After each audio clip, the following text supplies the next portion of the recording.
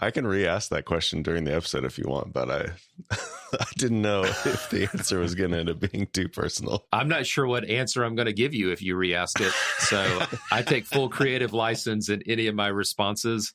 And I haven't read this book since I wrote it, so I don't even know if I remember it. We'll see what happens. I love it.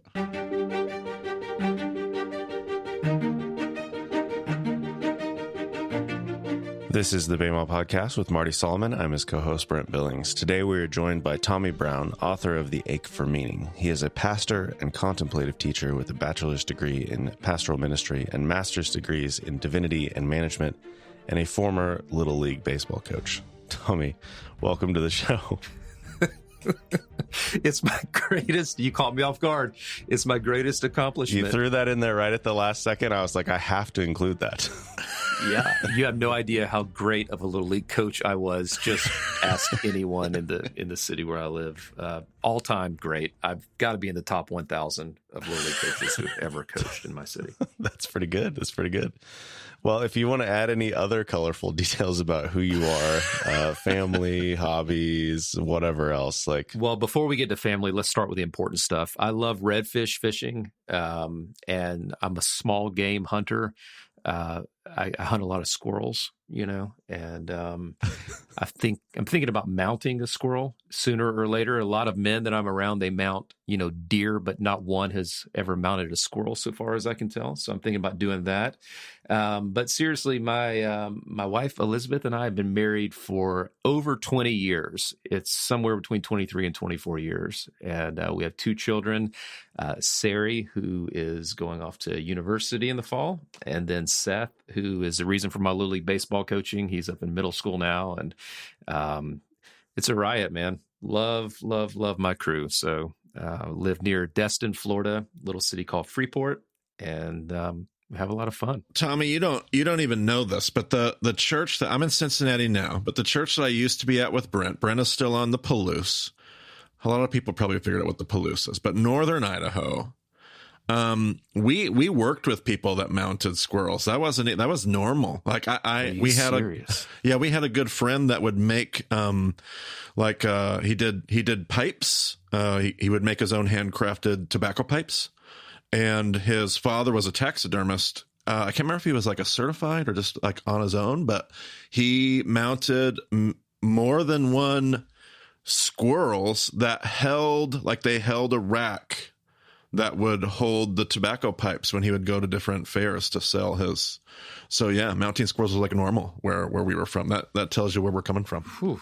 Feels like a fever dream to me, but I'll believe you. And man, I've wanted to get like this massive squirrel and then have his mouth mounted open, just like viciously. And every time you walk by him, he's just there ready to attack. So these are future goals for me. And every writer, I feel like every author needs a good, squirrel mount. So we could do this together, Marty. We could go back to your hometown and strike up the band.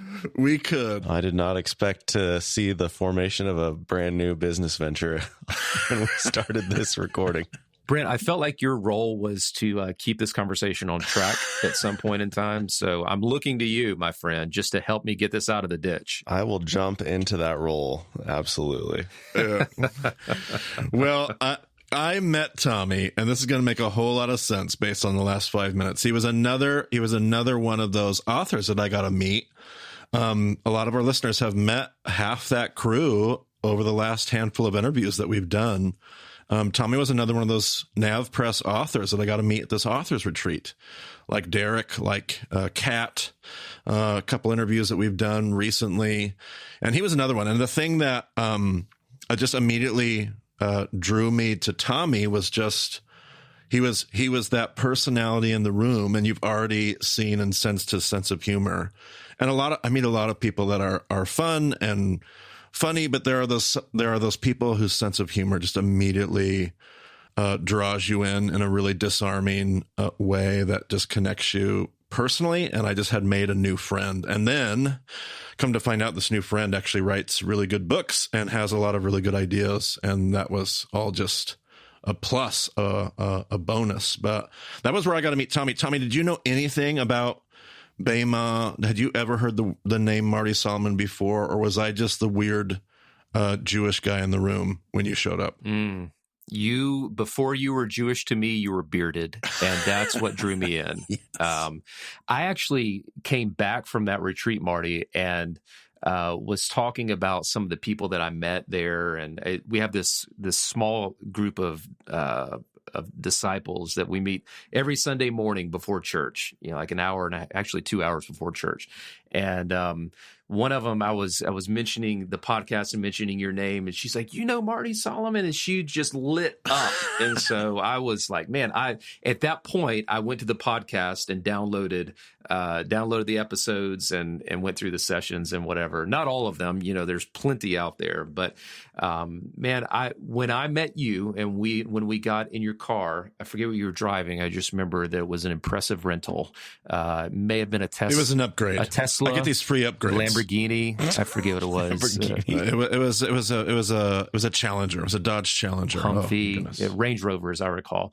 And we just started. We connected over, I think it was the Talmud and a few other things that we shared in common. And I appreciated the fact that you were fluent in that language, and it seemed to be coming up out of who you were. You weren't just quoting stuff. You had wrestled with these things. They were meaningful to you. So, and I know your listeners know that. I'm not telling them anything new, but just the authenticity that you went about your life and your work with, that was super cool to me. So I'm glad we get to connect again here. We haven't seen each other since, so we got to catch up a little bit and look forward to going wherever you want to go with this thing. Amen. Well, we're here to talk about your book, The Ache for Meaning. Can you tell us a little bit about the book? What drove you to write it? I think you have one other book before this, which seems fairly different from this one. So where did this book come from? What part of your soul are you bringing to light on these pages? However you want to approach it. Okay, now hold on. I got to quiz Tommy, because this was the joke at our authors retreat. Can you remember the subtitle to your book? Oh, hang on just a second. Yes, I've got it. Do you want me to verify that, or are you satisfied with the fact that I just want you, I'm holding it, so I'll tell you if we're right or wrong. The Ache for Meaning. Yeah. How the temptations of Christ reveal who we are and what we're seeking. Oh, you did it. So many of us were at the authors retreat, and we were like, whatever my subtitle is. I know. I actually think I wrote the subtitle. My title that I proposed was terrible. I don't remember what it was. I don't remember the title, but I think I wrote the subtitle and they tweaked it a little bit. But that's really what the book is about. And Brent, to your question, how I stumbled into that was, where it came from was your question. I think, I forget who it was, but they said sometime around the age of 40 that it's not unusual for, and I think they said men in particular, to go through what, correct me if I'm wrong, was it St. John of the Cross who talked about the dark night of the soul, or the darkness of the senses? And I think so. Yeah, there was, and I'll spare you all the trappings of it. I go into it in the writing, but it was a place to where I was searching for a sense of meaning, just asking those questions about what have I done? What have I accomplished? Who am I? I was transitioning between jobs at that point in time, and it was just all up in my face.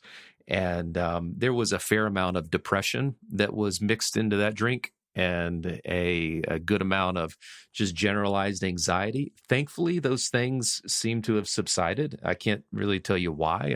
I'll give God the credit, and maybe being near the coast has helped, and a little more sunshine from where I used to live. But I was up in my study one day and reading the temptations of Christ as Matthew gives them to us. Matthew, Mark, and Luke all recount that story.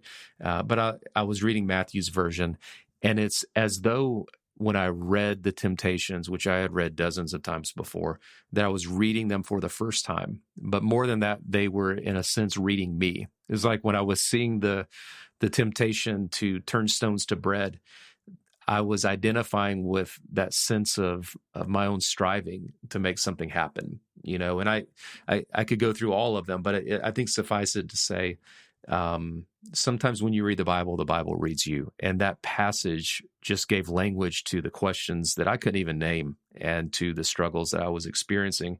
I remember it clear as day. I I can see the scene exactly as it happened as I'm sitting here in my study in a completely different state. And so the more that I delved into that temptation narrative, the more I realized like it's this path, this trail of truth through these temptations has no end to it. I could study this one passage for the rest of my life and never get to the bottom of it. At some point, you just have to walk away from it and go, that's all I can handle for right now. And that's what I did for about, I think, 7 years. It's not that that's all that I read in the Bible, but it was the anchor, this reference point that I just kept coming back to because it became a lens through which I viewed the world. And so we can go into all of that, but it came from an honest place, a painful place. But the book I don't think is depressing. I think it's a rather hopeful book, but it's hopeful because I think it speaks to the struggles that we all face and ways that we can follow Christ in and through, and in some sense, beyond some of the things that we wrestle with. What you just said came through in the book, but not in a dark or heavy way at all. I could tell you said it, but I could also just tell in the writing it was coming from an authentic place. It was coming from a place that had been heavy, and yet your personality and just the levity and wit with which you write made reading the book a joy. It was not at all a book that pulled me down. And I kind of wanted to ask you, this isn't the first book that you've written, but just the art of writing, the experience of being an author.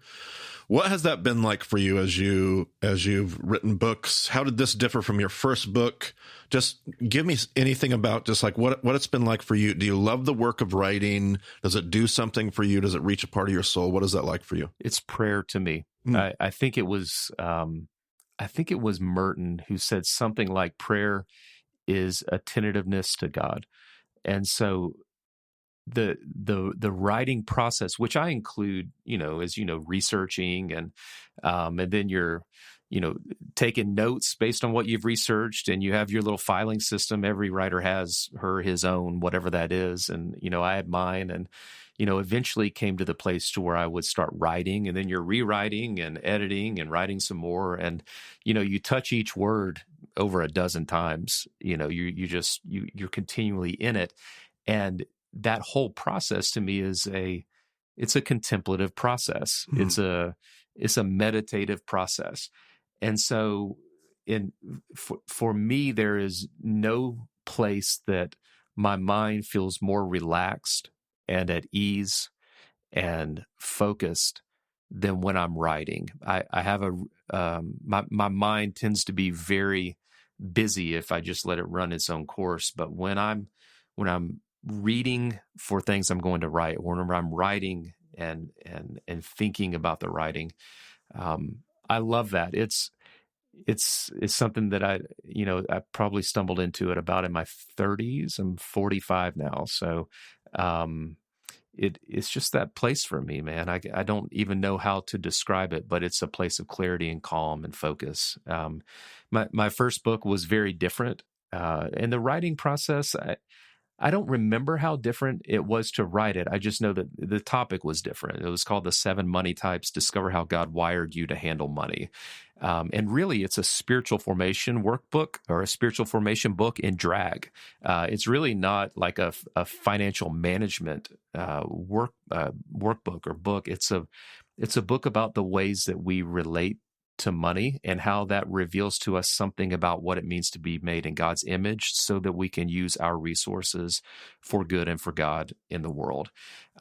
So that's the thing that, to NavPress's credit, some other publishers couldn't wrap their brains around. Why is a guy who wrote a book about money now turning around and writing this other book over here? And it was either the editor or the publisher at NavPress. They just said, no, your first book was a spiritual formation book. We're not confused about who you are and what you're doing here. So this was, again, it's just a way to see the world for me, that I was seeing it at that time through the lens of resources and money, and 7 different characters who represent 7 ways that people tend to relate to finances. And now the temptations of Christ just give me a lens through which to see my needs and the questions I'm asking and the struggles I have, everything I go through in life, I can hang it on one of those three temptations. Yeah, sounds like a beautiful experience, and I'm now interested to read the other book as well.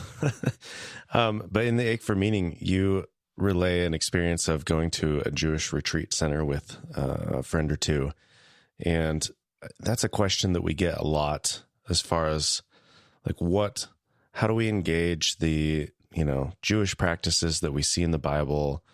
How do we balance that with cultural appropriation and modern Jewish practice versus ancient Jewish practice? What were your experiences like at that retreat? Would you recommend it to people? How do you, I know you talk about engaging Sabbath in a particular way, and I don't know if, I'm assuming that has evolved as you've done it over the years because you started that a while ago, I think. But what are those practices like? How do you bring those things into your life without doing the things that are more offensive? And help me with the offensive part.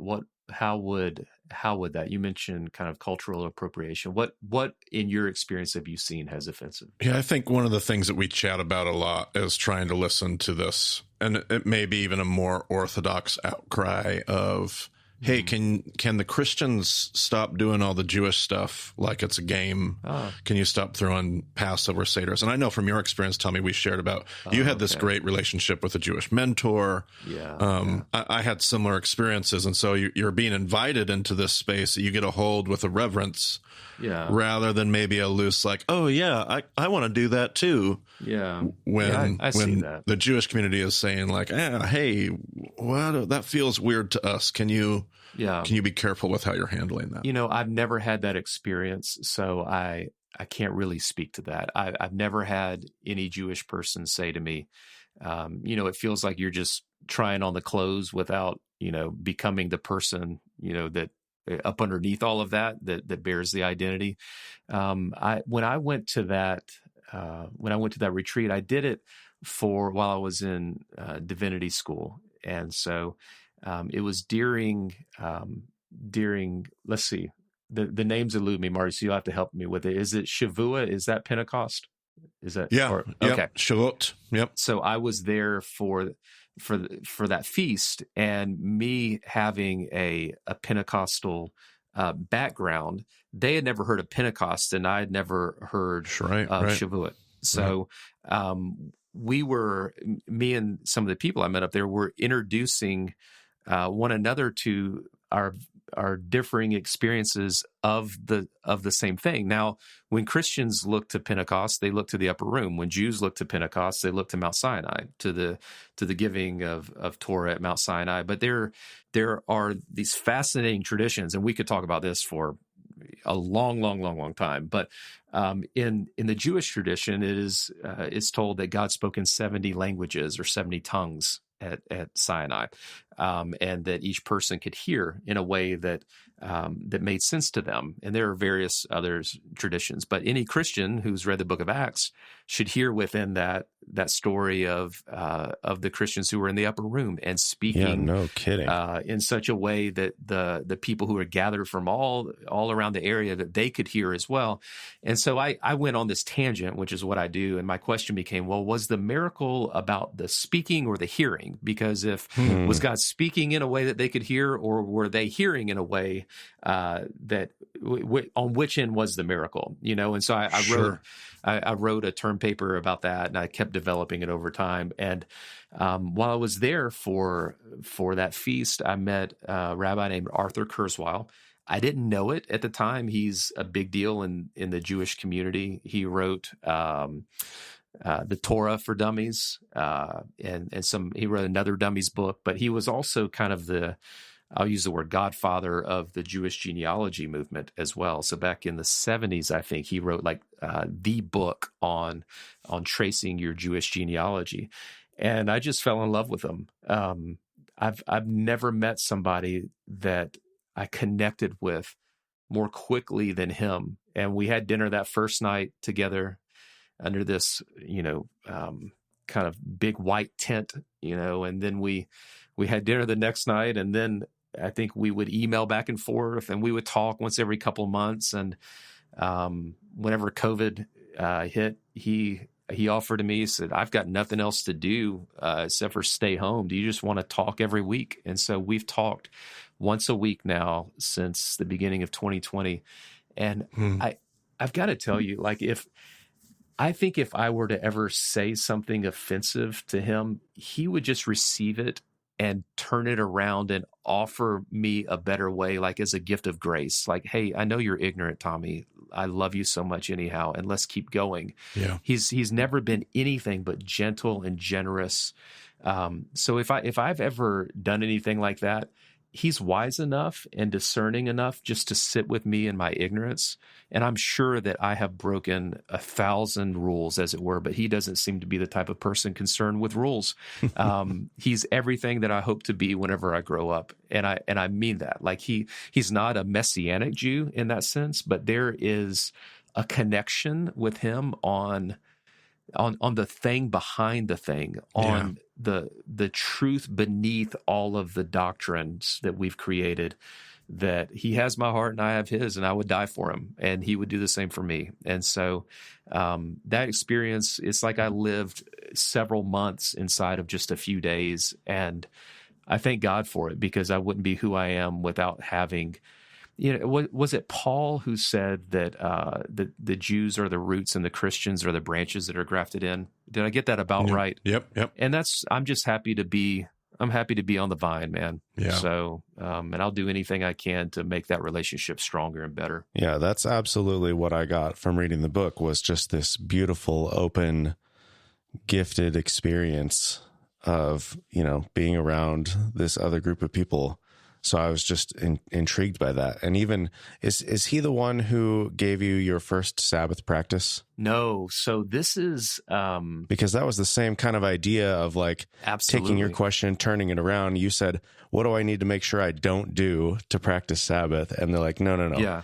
Forget about what you don't do. Here's one thing that you should do. Yeah, and I may speak out of turn here. So, Marty, you especially have a strong experience in this vein, but I found that the wiser the Jewish person, the less they are concerned with like the particularities of what Christians consider to be legalism. Like I had this idea in my mind, like, Jews are legalistic and they're this and they're that. And the practices are just meant to shape the heart within you. It isn't like we're keeping practices just for the sake of it. The practices are meant to form a heart for God within you. And so this I assume he was a rabbi. I really don't remember. He saw my question, and my question was all about what I'd been taught that Jews believed about Sabbath. Like, you can't do this, you can't do this, can't do this, can't do this. And to be sure, there are things you cannot do.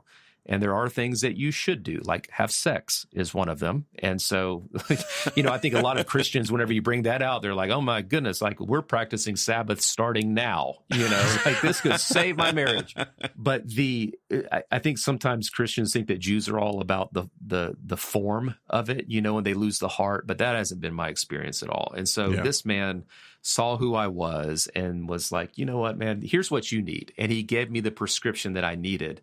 And he said, rather than asking about how to practice Sabbath by what you need to cut out, why don't you just start by doing one thing that you never get to do that you love?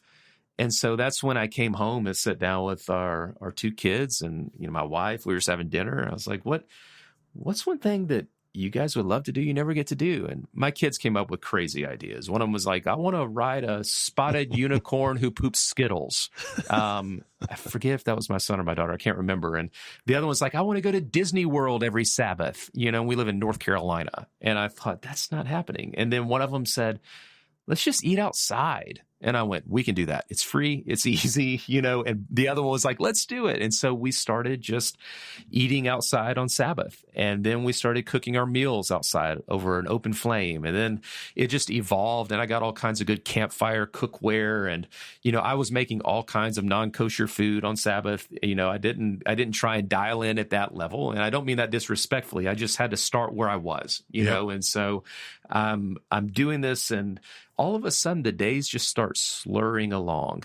And I don't have to try and get my kids off the screen because they're playing around in the backyard and in the garden. And then they start inviting their friends, and then their friends come over and their friends start bringing their own food. And, we're doing chicken stir fry over an open flame on Sabbath. And then the kids start bringing their parents. And all of a sudden we've got this thing going on in our backyard that's like beautiful. And nobody's worrying about what they need to quit doing.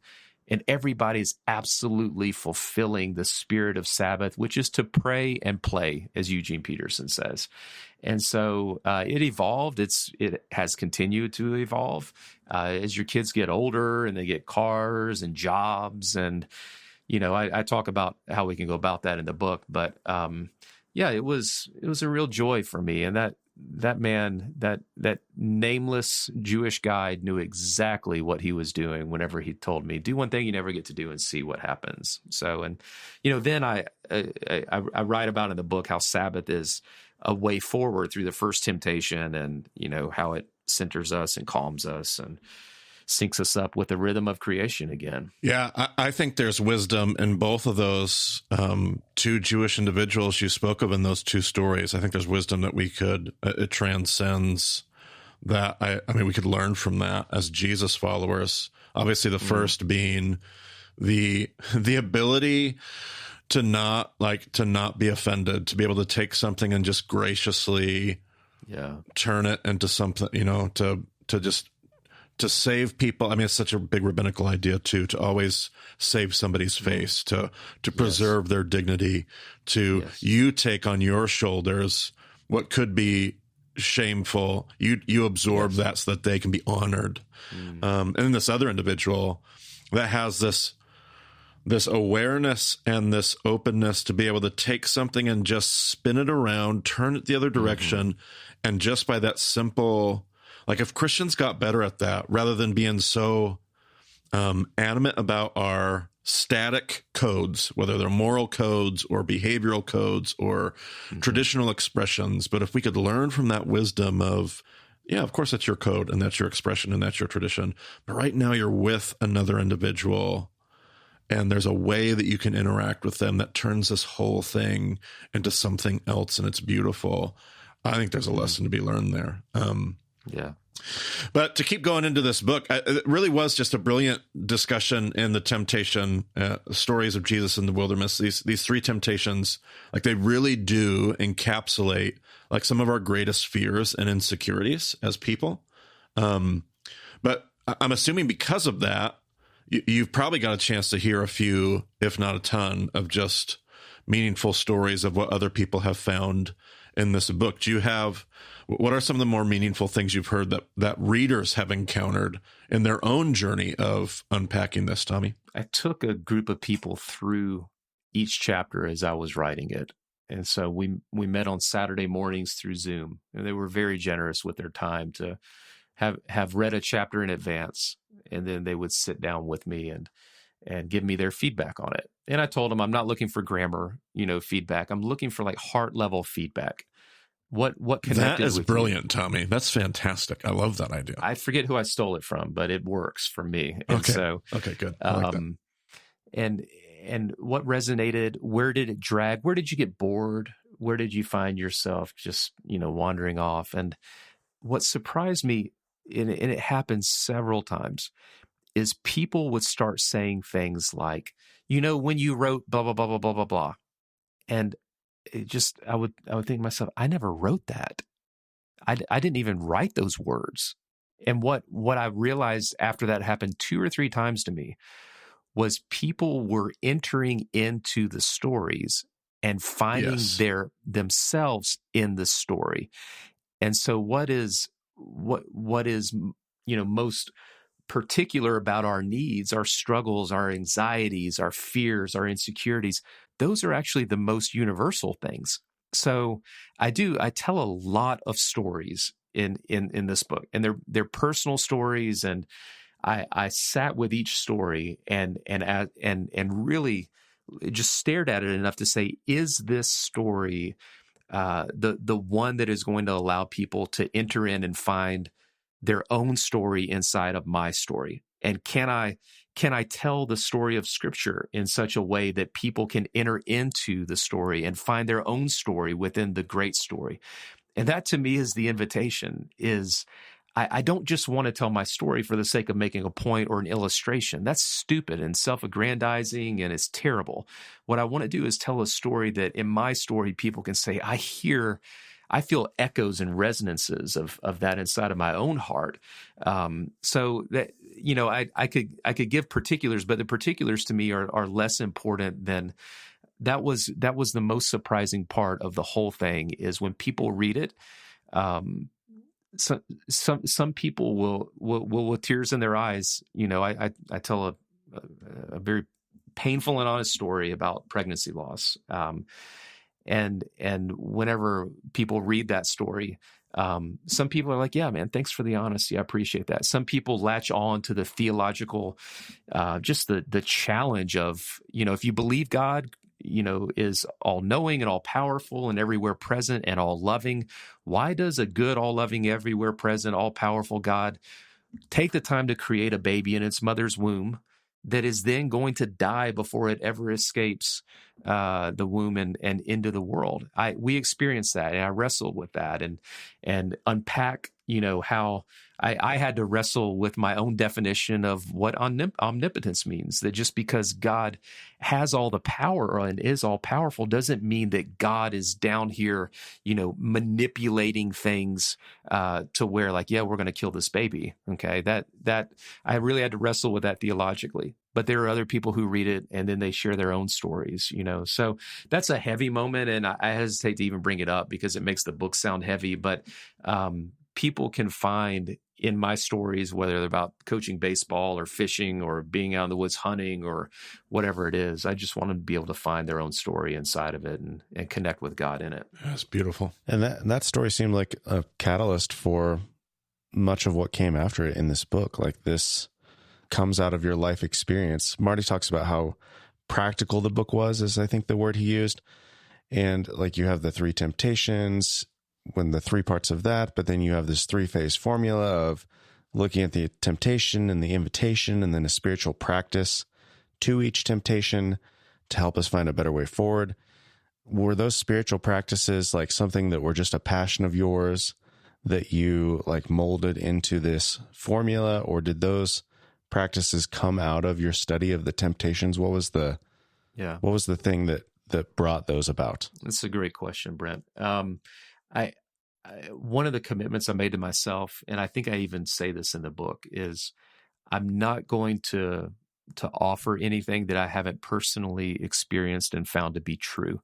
Now, I may down the road disagree with myself in some ways because I'm always updating. I'm always questioning and critiquing even my own self. But the practices that I invite people into are ones that I've found to be helpful for me in these areas. So it might be helpful just to give a little quick example of how it works so that they'll have some context for it. So in the first temptation, Satan comes to Jesus and says, the way I translate it is, since you are the Son of God.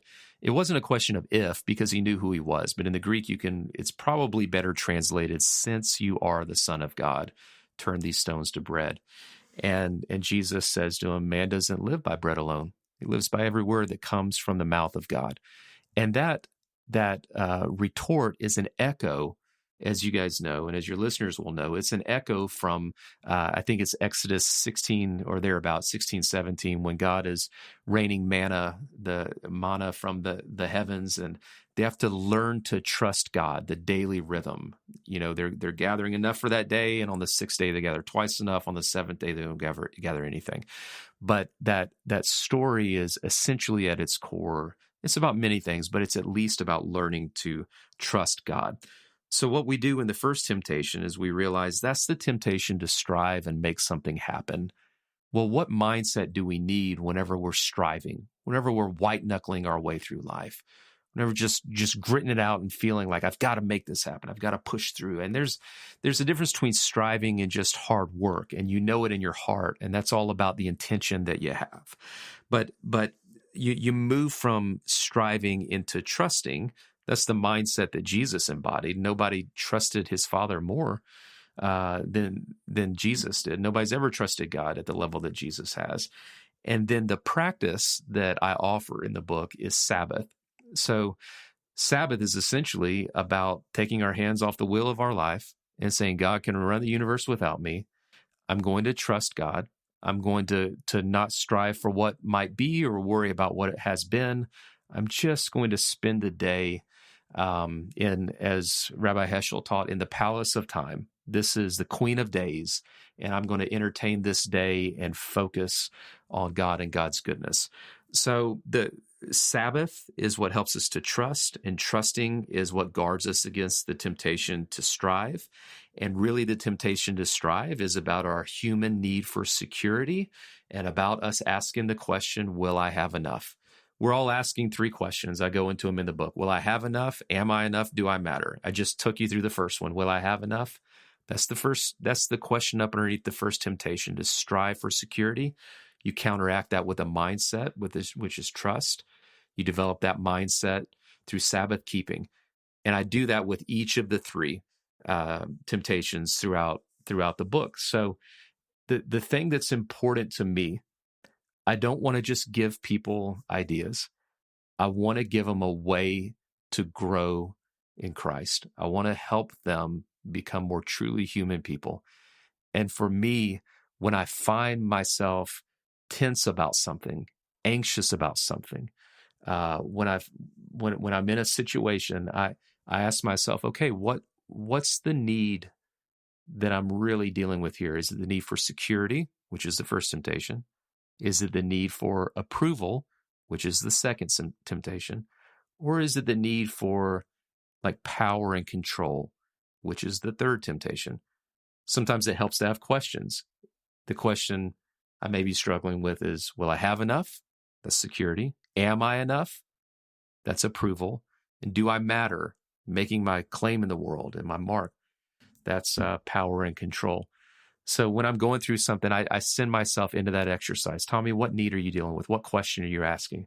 And then when I've identified that, I can move into a mindset that I need in order to counteract it. So if I find myself going, am I enough? And I'm measuring my worth and my identity against other people, the mindset that I need is gratefulness. Gratefulness will absolutely obliterate the comparison trap. It'll obliterate your insecurities when you move from who you are and focus on yourself and what you don't have. So I could go on and on about that, but that's really how it's helped me, Brent, is those practices are things that I was familiar with them, but as I began to practice them in relation to the struggles I was facing, changed everything for me, still changing me. Very convicting read in that sense. Yeah, and you've chosen a great example to use for our listeners with our passion for Sabbath as well. And it's just a great way to frame.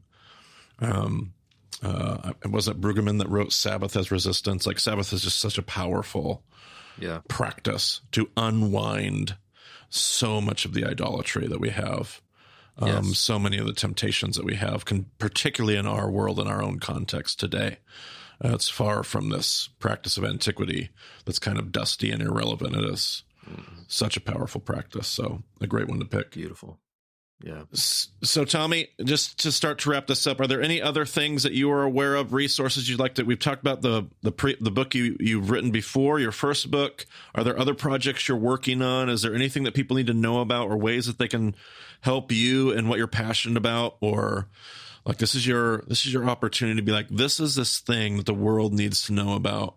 We love to share that space and allow you to pump it up. I love to connect with people, and so I think I'm on Facebook and Twitter and Instagram, and maybe the Threads thing. Is that still a thing? I'm not sure. I think so. Yeah, still rocking and rolling. But yeah, you can find me on those at Tommy the Brown. That's where I am out there. So I would love to hear, if people have questions about how I'm seeing the temptations of Christ, or maybe they read the book, and they want to connect over a story or something like that. That's a great way to do that, and just to continue the conversation. So I've got a website out there, tommybrown.org, and you can find stuff there as well. But right now I'm researching and writing a book which will come out in fall of 2025. And so I'm really enjoying getting just to research fresh and anew and have a new passion, and looking forward to bringing that into the world here in a year and a half or so. I love it. Do you like the long process of writing a book? Like, does that help you iterate your ideas, or does it just feel like, oh man, when is it ever going to come out? I don't mind it. I think I like it. I just, part of my personality is I like to go to the bottom of something, and the frustrating thing about theology is there is no bottom. And so I don't just sit down and write my thoughts. I like to read and then sit with what I've read extensively, and then write my own thoughts, and see what I'm thinking. I don't often know what I think until I write it. Sometimes I do, but often the writing process is a mining of the things that are inside of me. It's what I'm trying to remember the woman's name, but she talks about deep mind. Ian McGilchrist also talks about that part of the mind. They're not necessarily in religious language, but you know things that you've never articulated. And I think the process of writing is one where you pay attention to and unearth the things that are already inside of you. A scripture comes to mind to where Jesus said, whenever you're drugged before magistrates and kings and courts and councils and what have you, don't worry about what you're going to say until you get in the moment. And then the Holy Spirit's going to give you the words that you need. And I think the way I approach writing is somewhat adjacent to that. Is I don't always know where I'm going until I'm in it. And that's a dazzling, startling discovery whenever it happens. Well, beautiful. I think we'll just link to your website, and people can find all the links to your social medias there. And social medias, what am I saying? That sounds so old. You're such a boomer, Brent. You're such a boomer. Oh boy. No cap. There's so many of them. No cap. Yeah. Now Marty's just showing off because he's got kids who are he's flexing, teaching him all of these things. Oh boy. Do I have to link to Urban Dictionary, Marty? Is that even? I wouldn't. No, I would not. I would not link to Urban Dictionary at all. Well, then watch your language. Oh man. Okay. Yes. So TommyBrown.org. That is the right Tommy Brown. It's unfortunately a common name, which has caused problems for you previously, from what I understand. Are we going to tell this story, Brent? Or are we going to let your people go and keep driving down the road? Are we telling it? Do we have to tell it? I'll tell it really quick. I eventually shut down the contact option on my website because people thought I was a record producer. Apparently there's a Grammy Award winning, really famous record producer named Tommy Brown. And somehow people would find their way onto my website and completely gloss over the fact that I am not a record producer. There's nothing about me, including my tone deafness, that says I'm a record producer. And they would try and send me their tracks. They're like, how do I send this song to you? I think you're going to love it. It's like Nelly meets Jay-Z meets blah, blah, blah. I'm like, I have no clue, man. So I just shut it down. Nobody wanted to talk to me. They just wanted Tommy Brown, the record producer. So there you have it. I think what you should do is start it back up and just have an auto response that links to your book. It sounds like you're aching for some meaning. That's right. And you should read this. Oh, goodness gracious. That's so fantastic. That's actually why we had him come on our podcast, was to drive traffic up for people looking for the other Tommy Brown. Send me your dope tracks. So here we go. Okay, well, this has been a delightful conversation in so many ways, and we've got all kinds of links for people to check out, further resources. But I would just encourage people to take these practices and look at the temptations of Jesus and examine. These questions are just so fundamental to who we are. No matter where we're from or what our life is like all of these questions come up for everyone. So I just love how practical it is, as we talked about. So you can find all those links at BamaDiscipleship.com. You can get in touch with us there. Check out Tommy's website and get in touch with him. Check out the book. Share what you've learned with someone else. Share your story with Tommy, whatever you want to do. All that will be available. So thanks for joining us on the BEMA podcast. We'll talk to you again soon.